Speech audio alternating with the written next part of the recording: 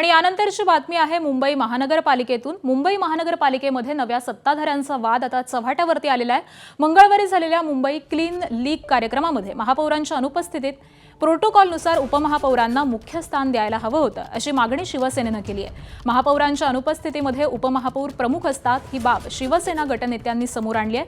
अक्षय कुमारच्या उपस्थितीमध्ये झालेल्या कार्यक्रमामध्ये एका बाजूला मुंबईचे आयुक्त भूषण गगराणी बसलेले होते, तर त्यांच्या शेजारी महापौरांच्या अनुपस्थितीमध्ये भाजप मुंबई अध्यक्ष अमित साटम होते।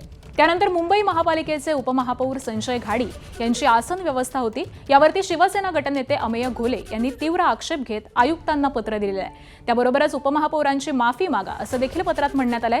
ही आसन व्यवस्था करणाऱ्या अधिकाऱ्याच्या चौकशीचीही मागणी करण्यात आलेली आहे। त्याबरोबरच पुढील कार्यक्रमामध्ये काटेकोरपणे प्रोटोकॉल पाळावा अशी मागणी सध्या केली गेली आहे। आणि याच संदर्भामध्ये आपण अधिक माहिती जाणून घेऊयात। आमचे प्रतिनिधी ईशान देशमुख सध्या आपल्या सोबत आहेत। ईशान, नेमक्या या बैठकीमध्ये काय वाद झालेला होता, काय परिणाम होत आहेत?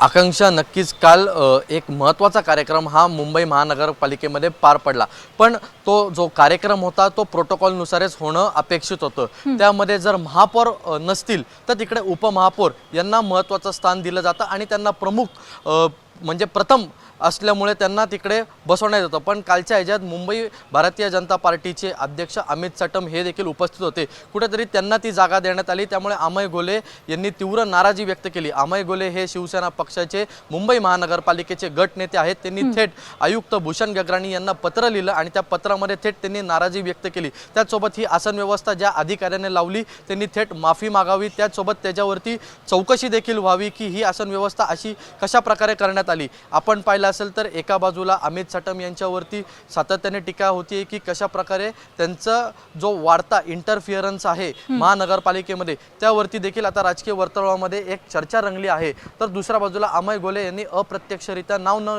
घेता कुठेतरी त्यांची नाराजी व्यक्त केली आहे, ते पण थेट आयुक्त भूषण गगराणी यांच्याकडे। त्यामुळे आता आयुक्त भूषण गगराणी नेमकं काय निर्णय घेतात, काल जो प्रकार येणाऱ्या काळामध्ये आयुक्त नेमका काय निर्णय घेतात हे पाहणं महत्त्वाचं असणार आहे। धन्यवाद ईशान या सविस्तर माहितीसाठी। आणि या निमित्तानं मुंबई महापालिकेमध्ये भाजपचे मुंबई अध्यक्ष अमित साटम फॅक्टर मजबूत झाल्याचं बोललं जात आहे। उपमहापौरांना डावलत अमित साटम निर्णयाच्या केंद्रस्थानी असल्याचं बोललं जात आहे। महापौर रितू तावडे या सलग वादांमध्ये सापडत असताना दुसरीकडे साटम यांचं पारडं हे जड होत असल्याचं चित्र दिसतंय। ज्या पद्धतीने पूर्वी आदित्य ठाकरे हे महानगरपालिकेच्या कामकाजामध्ये सक्रिय हस्तक्षेप करत असल्याचे आरोप होत होते, अगदी त्याच धर्तीवरती आता अमित साटम देखील निर्णय प्रक्रियेमध्ये प्रभाव टाकत असल्याचा आरोप हा केला जातोय।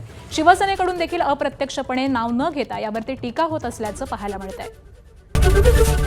एबीपी माझा, उघडा डोळे बघा नीट।